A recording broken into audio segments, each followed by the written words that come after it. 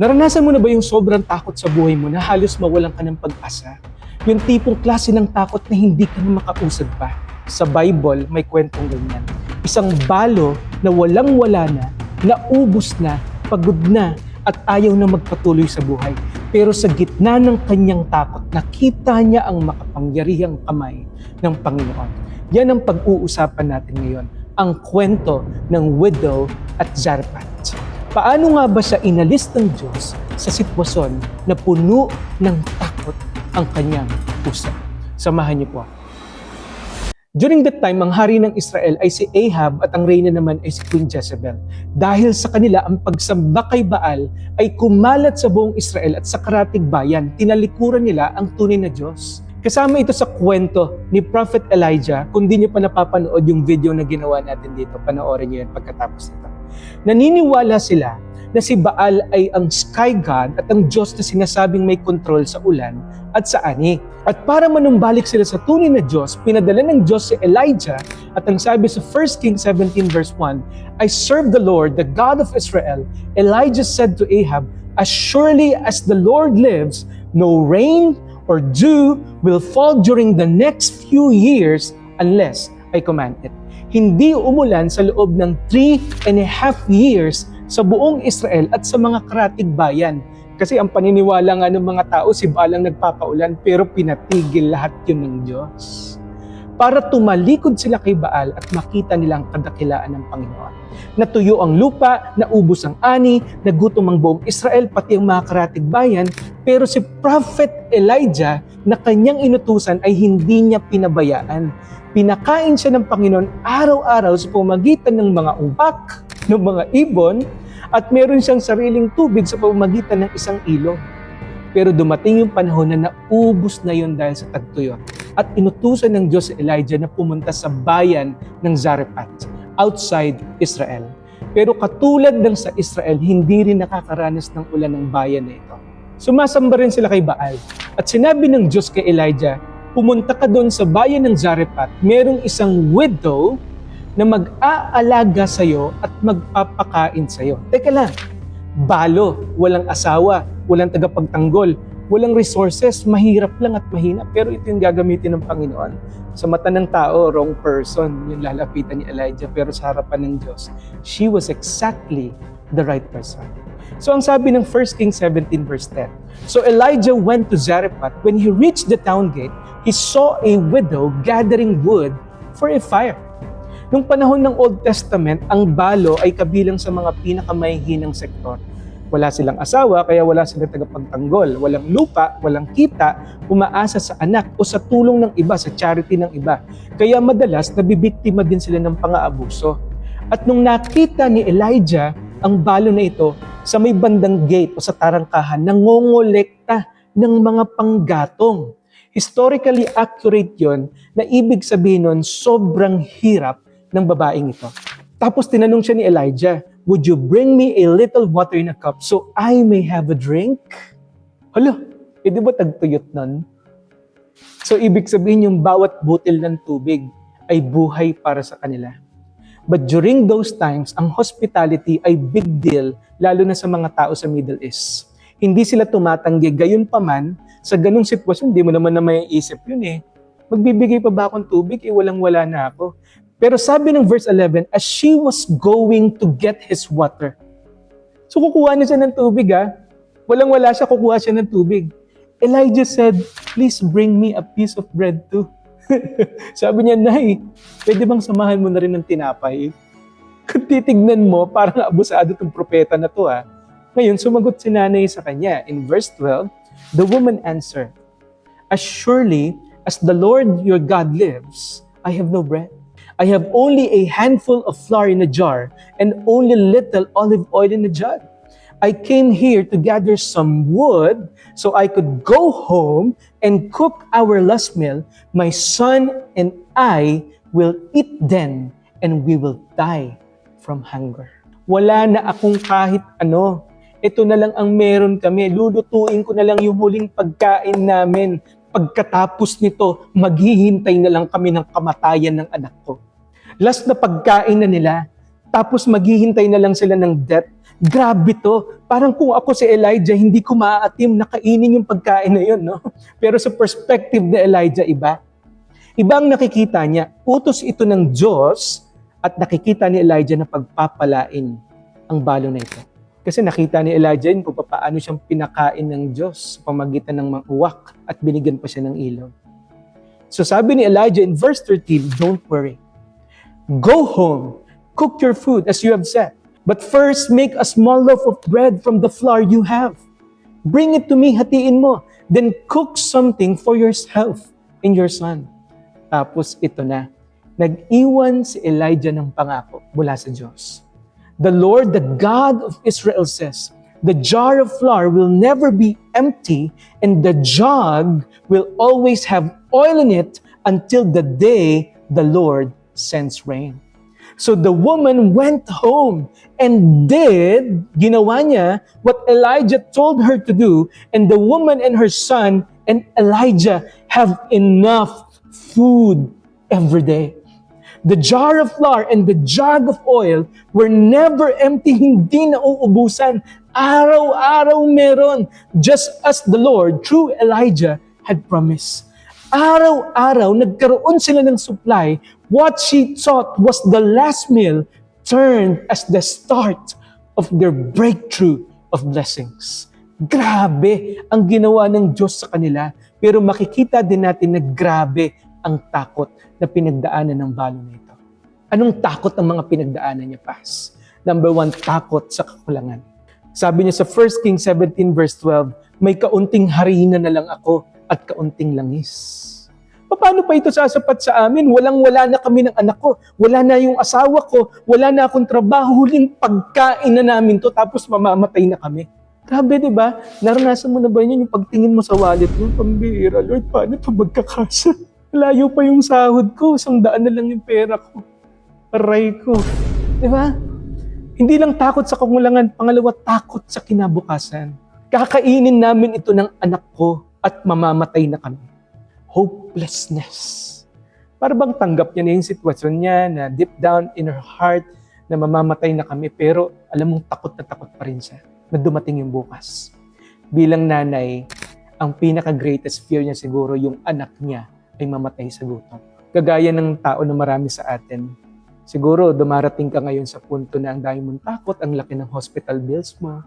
Hindi mo alam kung paano ipapagamot yung nanay at tatay mo. Hindi mo alam kung paano yung kinabukasan na walang ka ng trabaho. Hindi mo alam kung saan ka kukuha. Takot sa kinabukasan. Yung pangatlong takot na naranasan ng babaeng ito, takot sa pagtitiwala. Hindi niya kilala si Propeta Elijah. Hindi sa Israelita. Outside Israel yung Zarephath. Hindi siya lumaki sa pananampalataya sa Panginoon. And yet, may pangako sa kanya. Hindi mauubos ang harina at langis. Yan ang sabi ng Diyos na si Yahweh. Paano kung mali siya? Paano kung walang mangyari? Diba? Ang daming tanong na umuusad dun sa isipan ng babae. Parang tayo lang kapag sobra na yung pinagdadaanan natin.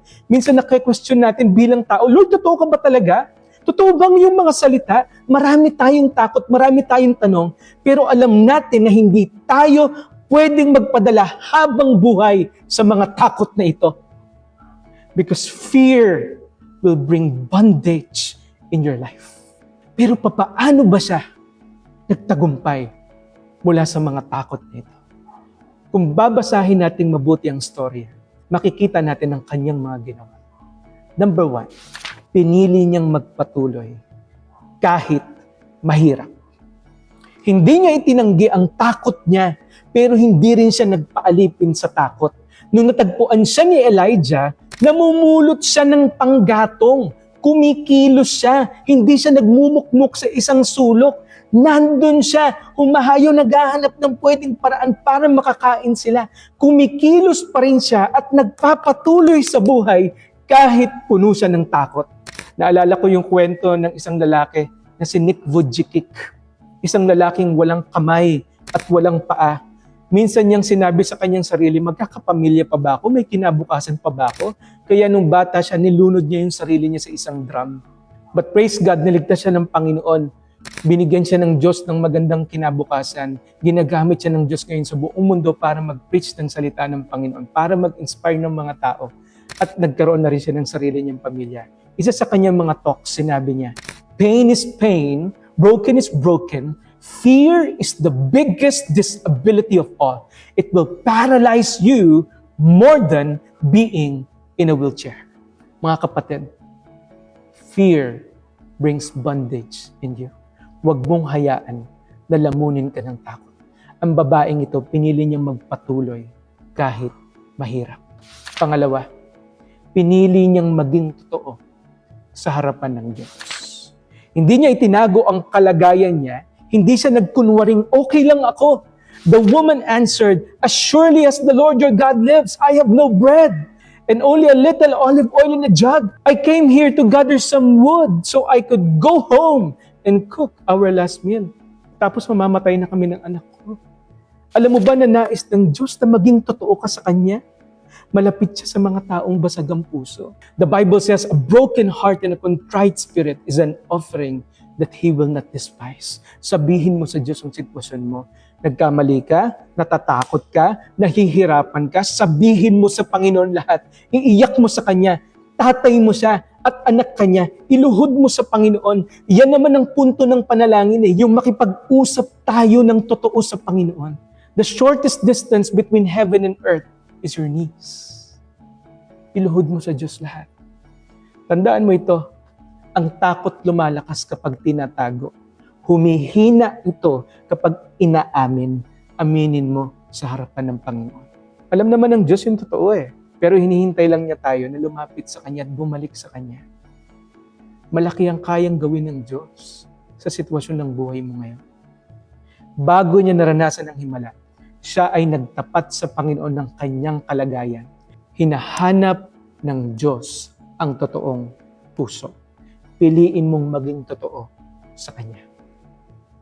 Pangatlong bagay na ginawa niya, pinili niyang magtiwala sa salita ng Panginoon. Sabi niya sa verse 13, sabi ni Elijah sa babaeng ito, sige, umuwi ka, magluto ka, ipagluto mo din ako. At ito ang pangako ng Diyos sa iyo, the jar of flour will never be empty, the jug will always have oil in it until the Lord sends rain to the land. Sinunod niya ito, nagtiwala siya kahit walang-wala na siya, at yung huling pagkain na meron siya, ang naging daan para umapaw ang pagpapala sa buhay niya dahil siya ay sumampalataya sa Panginoon. Habang ang lahat ay dumadaan sa tagtuyot, ang mag-ina ay dumadaan sa araw-araw na kasapatan at provision ng Panginoon. Araw-araw merong tinapay. Ito rin yung ibig sabihin ng panalangin, Lord, give us this day our daily bread.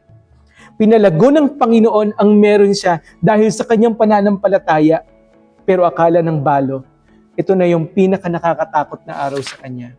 But in verse 17 onwards, ang masakit na nangyari na matay ang kanyang anak. Nagkasakit ito. At ang hininga ng bata ay nawala.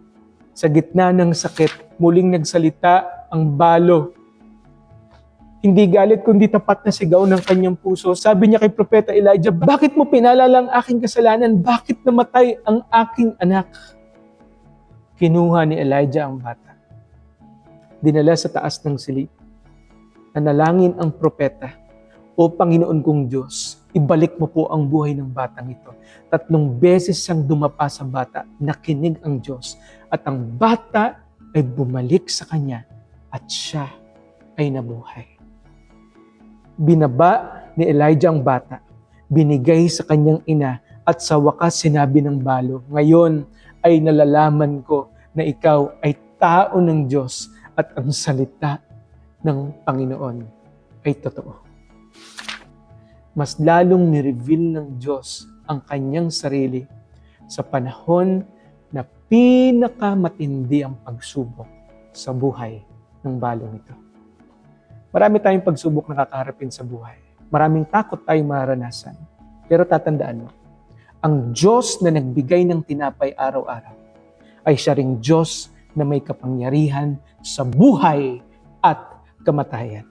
Sa gitna ng lahat ng tanong at takot, lagi mong piliing lumapit at sumampalataya sa Panginoon, sa Kanyang salita, sapagkat ang Diyos ay mabuti at ang plano niya para sa buhay mo ay mabuti. Ang kwento ng balo ay hindi nagtapos sa kamatayan. Ito ay nagtapos sa buhay dahil sa kanyang pagsampalataya sa Panginoon. Nag-aalala ka ba ngayon? Natatakot ka ba para bukas? Parang bang pakiramdam mo wala ng pag-asa? Piliin mong magpatuloy kahit mahirap. Piliin mong maging totoo sa harapan ng Diyos at piliin mong panghawakan ang kanyang mga salita. Mabuti ang Panginoon at may plano pa siya sa buhay mo. Bumangon ka at kumain. Mahaba pa ang iyong lalakarin. God bless po sa inyong lahat. At sana po ay naging isang malaking pagpapala ang lesson na ito para harapin ninyo ang inyong mga takot sa buhay. Ito po ang inyong lingkod. Paswas po.